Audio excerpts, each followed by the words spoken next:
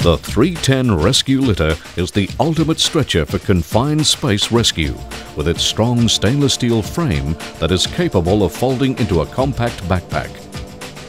The DHS 310 Rescue Litter is a popular confined rescue stretcher with ambulance, fire rescue, armed forces and emergency services. With its excellent compact design and superior materials, the 310 Rescue Litter is ideal for rugged bush, mines, industrial and marine environments, and is virtually maintenance-free. The 310 Rescue Litter features two stainless steel mainframes that form a rigid base for the stretcher. The mainframe is center jointed and connected by pip pins.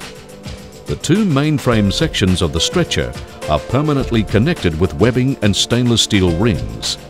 The advantage of the 310 Rescue Litter is the simplicity of assembly. Remove rescue litter from carry case through top zipper lid. Place stretcher face down with mainframe tubing facing upwards.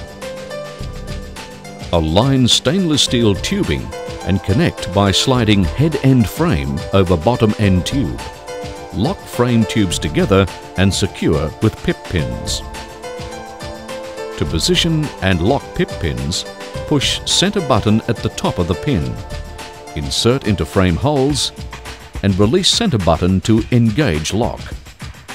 Alternatively, the stretcher frame can be connected in a vertical position. Remove rescue litter from carry bag. Place stretcher on both ends. Lifting one end of stretcher so that the rescue litter is standing in a vertical position. Slide mainframe poles together in a downward motion and engage pip pins to lock stretcher together. Once the stainless steel frame is connected, the stretcher is assembled and ready for use. Before the patient is to be loaded onto the 310 Rescue Litter, the appropriate carry handles or sling need to be deployed from their storage pockets on the underside of the litter. The 310 features 3 sets of carry straps with additional carry straps at the foot and head end of the stretcher. The carry straps are neatly stowed in labelled pockets in the undercarriage of the stretcher and are a permanent feature of the stretcher. A 4-point colour-coded lifting sling complete with D-shaped screw gate carabiners are attached to colour-coded lifting points at the head and foot end of the stretcher. The 4-point lifting sling is stored in a labelled pocket on the undercarriage of the 310 Rescue Litter. Positioned at the head end of the 310 Rescue Litter is a stainless steel lifting ring that is the attachment point for vertical lifting. The lifting ring is a permanent feature of the stretcher and is stowed with the top carrying straps.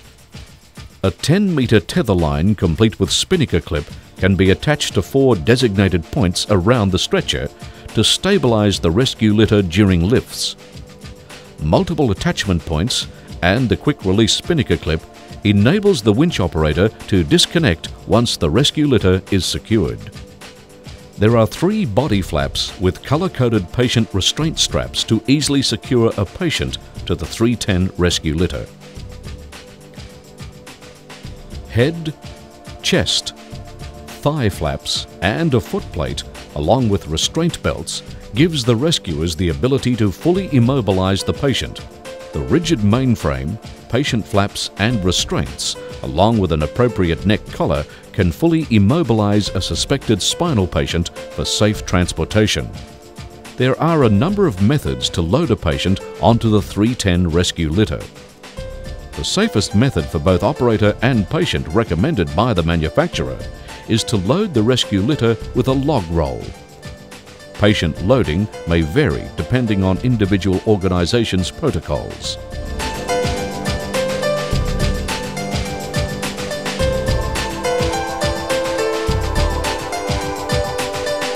Unlock plastic buckles and unfold patient body flaps to expose stretcher mattress.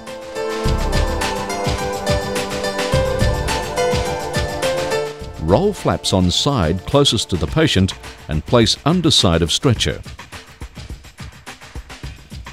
log roll the patient onto their side and position the stretcher so that the mattress of the stretcher is in contact with the patient's back. Gently roll the patient onto the stretcher and position the exposed flaps across the patient. Gently roll the patient in the opposite direction to remove flaps from under rescue litter.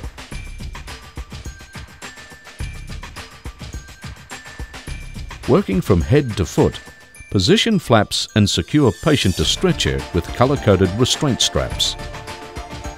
Position footplate and tension off slack. Ensure that the patient's arms are secured with the green strap provided and positioned on the outside of the chest flaps. The 310 rescue litter has the ability to be lifted both horizontally and vertically. With designated attachment points and color-coded straps, correct attachment is assured. The lifting sling is attached to lifting eyes on the stretcher with D-screw gate carabiners. Each point of the sling is color-coded to match color coding of the lifting eye. Connect the carabiner to the lifting ring and lock gate with screw for added security. The large D-ring is ideal to connect to any secure lifting device. To stop unwanted rotation of the rescue litter, a tether line can be attached to 4 points on the stretcher to help stabilize during lifting.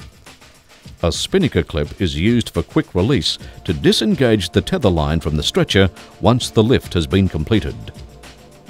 To extricate a patient from an area of narrow approach, the rescue litter can be lifted in a vertical position.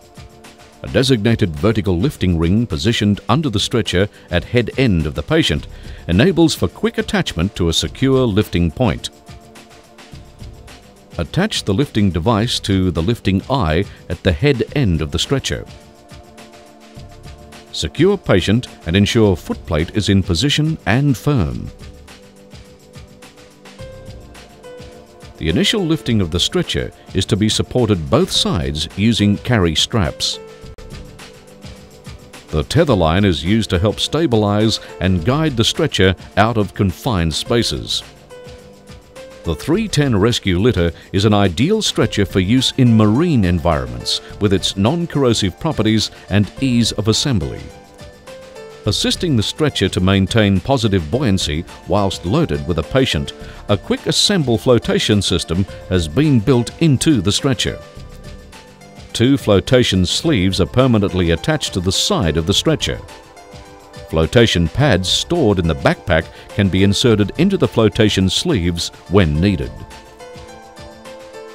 Remove the flotation pads from the side pockets of the carry bag.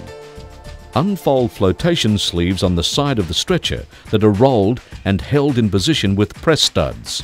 Slide 1 flotation pad into each sleeve and secure into the position with drawstring fastener. To stop flotation pads rotating upwards, secure the position with straps positioned under the stretcher.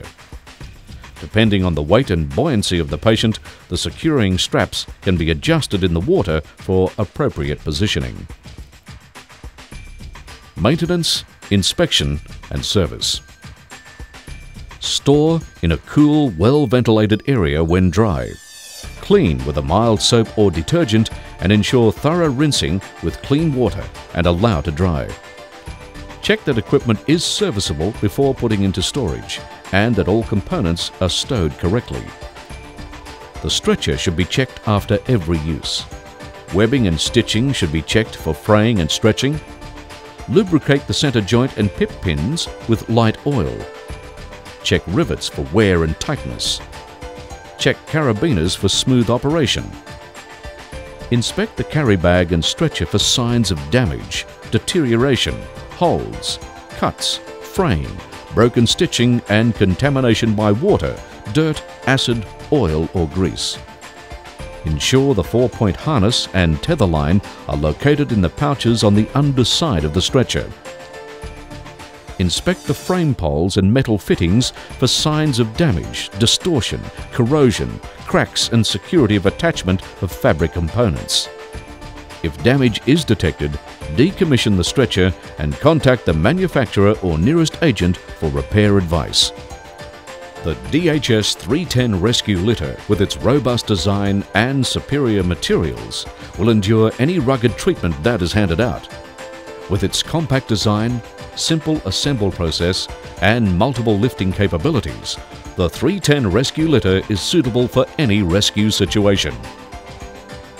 DHS, world leaders in design and manufacture of emergency rescue equipment.